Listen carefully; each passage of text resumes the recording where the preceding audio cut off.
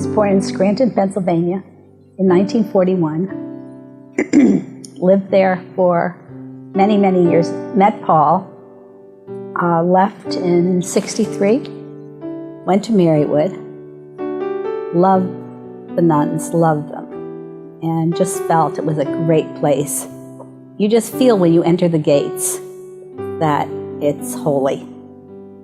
Maybe I'm naive, but I just feel very special there. My mother was older than my dad, never knew that until much later, but very, very much in love.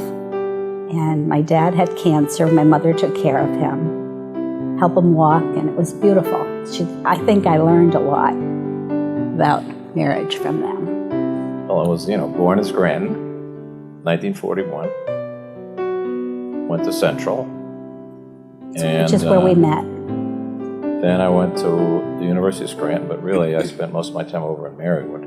That's not true. At that time, most of the University of Scranton students spent their time over at Marywood. Why'd you waste your time over at the University of Scranton?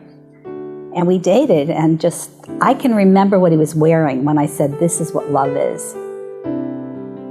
Beauty, intelligence, warmth, hanging around those nuns, trained by the nuns at Marywood. What could be more perfect than that?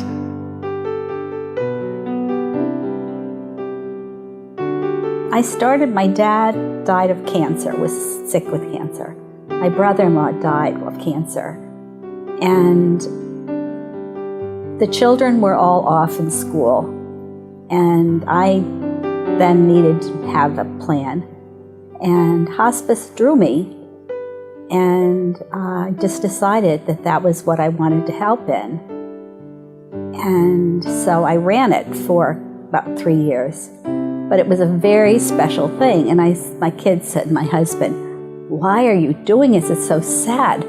I said, it's really not sad, because what you're doing is you're really helping the patient who accepts and quietly accepts it. But then the family needs help because they don't understand quite as much as the patient.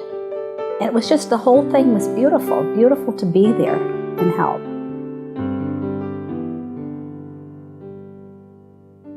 My heart rules me, and I feel very comfortable. I think it's the right place to be. We spent years working on the chapel just to get that chapel put together, and it was all over the place. Do you remember that? I'll never forget working with those nuns to try to get that chapel. That was hard work. But we finally got it, and it's absolutely beautiful. And made it in honor of my mom, and it's gorgeous. And it serves the students, and I've always felt that Marywood had something to offer deeper than education. I think it teaches you a way to live. Very important to do the things that you think are right. Again, that was hospice, trying to help people.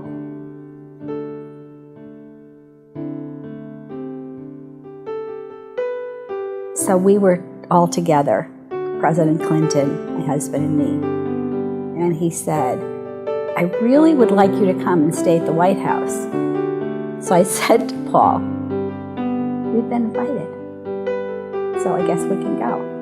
It couldn't be just a money thing. It had to be a personal invitation.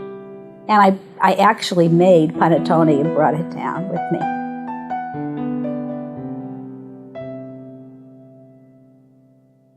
I don't think in terms of me getting back, but I think in terms of what we can project and what we can do to make a difference. That to me is what's important. Jerome, my youngest, and I had seen an article in the newspaper about this place, St. Charles.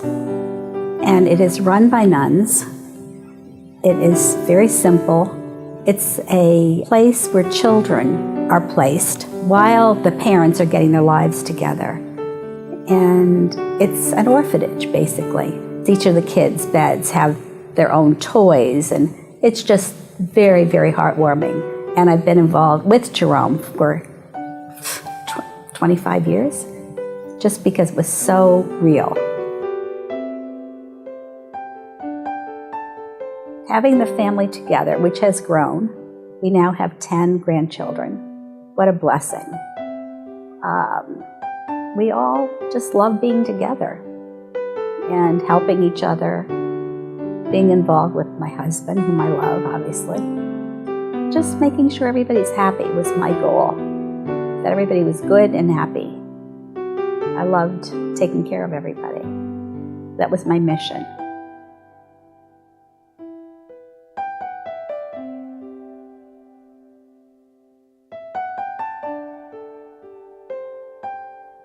I love her more than anything. I always tell her that.